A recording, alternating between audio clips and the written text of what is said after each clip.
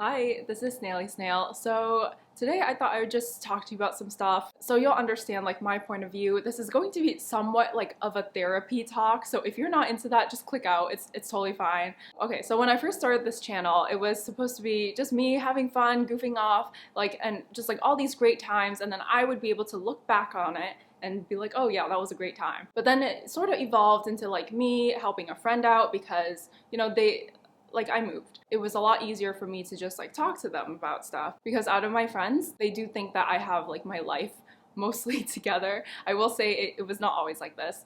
And then later on, I thought, okay, why don't we throw some culture in there? I'll speak like my language because some of them do also speak the language, kind of. So I thought it would be good to just, re-jog some people's memories, and I thought it would just be people my age who were watching? No. At least from what my analytics is showing me, most of my viewers are males in their 60s. So I don't really know if this is helping anyone. And then a little birdie told me that there has been some drama going on. People are saying that I'm a bad influence to the next generation. And I'm here like, girl, I am the next generation. I'm not Generation Alpha. Let me clear that up. I would classify myself as Gen Z though. I'm like on the cusp of millennial and Gen Z, but every single workplace event, they've always just put me under Gen Z because I'm always the youngest in the room. And another thing I want to bring up is that I am low-key emancipated. So I don't have contact with them. And even though they do try to like reach out to me, I kind of just like shut that down real quick because every single time the conversation just goes back to money. If you know me, I'm all about FU money. FU money is the idea that once you have enough money, you're able to leave a certain situation and just go like, F you, this isn't worth it, and move on with your life. And these people who used to be in my life would just mess with my money, mess with my friends' money, and I don't think that's okay. At that point, I thought it was just best if I broke it off completely. If a doctor and like every single counselor and everyone you're seeing tells you to just break it off, it's a sign. So that's why I will do a couple financial videos here and there just to explain how like I got myself out. And there was even one point where I considered selling my eggs. This really nice family in Texas or something, they were offering 80 grand to 100 grand for my eggs because they were just like, oh, you have great genes. And thankfully I had options, so I didn't actually go through with it in the end. Because when you're donating eggs, it sort of tricks your body into thinking you're pregnant. And I just thought it wasn't the best look when I'm starting out my professional career. So I decided to decline. And I am so thankful that like I didn't have to resort to doing such things because like, I'm okay with baby snails, like, running around and me not knowing about them. But it's the toll that it's gonna take on my body that I was like, oh, maybe it's not for me. So that's why I do lots of finance videos because I hope that one day it will help someone come up with enough FU money so that way they can walk away from situations like that. And another thing I just want to talk about, I don't know if anyone can relate because most of my viewers are like 60-year-old men.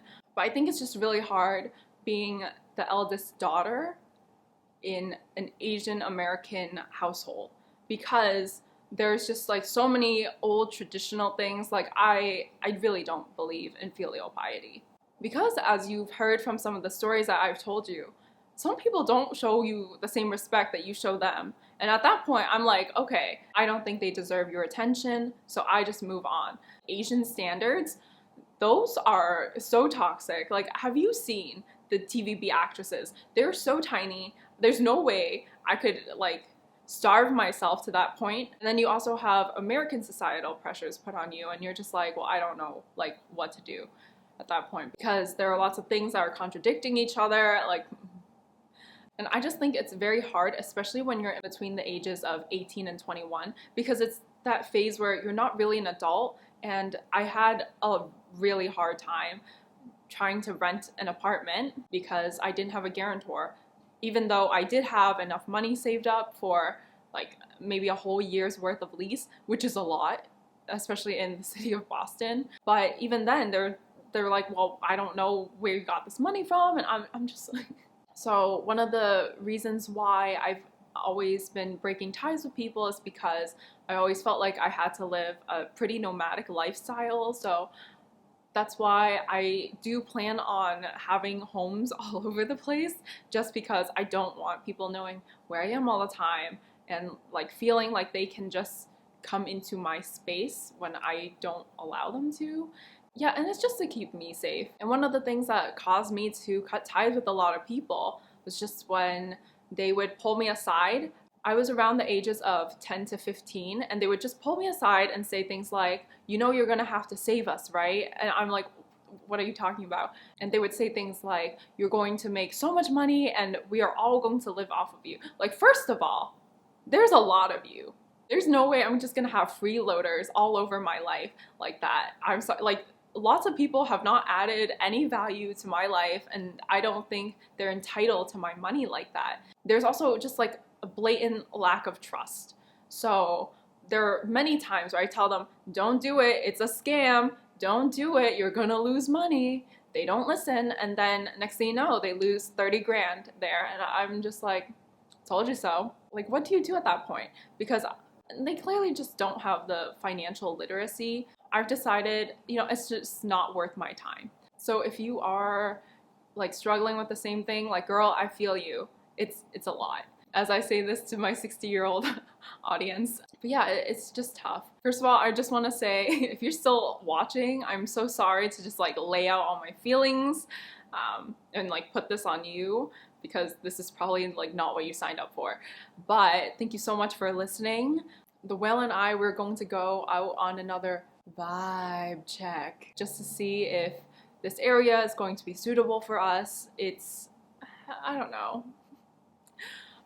You think you find like a good neighborhood, and next thing you know, your Citizen app is always like pinging. It's like right on the street that you're looking at. That's when I'm like, oh yeah, okay, maybe not today.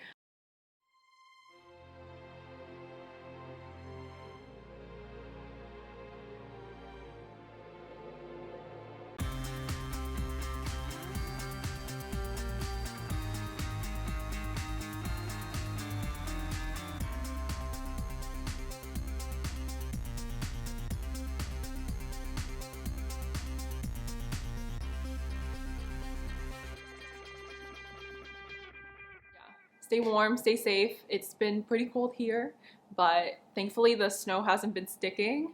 They are very aggressive with their salt distribution on the streets here. Thank you so much again for watching. I know you didn't have to stick through all this and go through my roller coaster of emotions and listen to all my feelings, but it means a lot to me, and I will see you next week.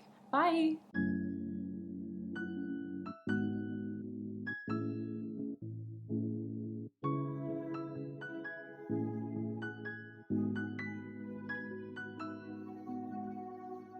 When you wave so aggressively, you hit yourself. I really love the Chinese rental clothing app.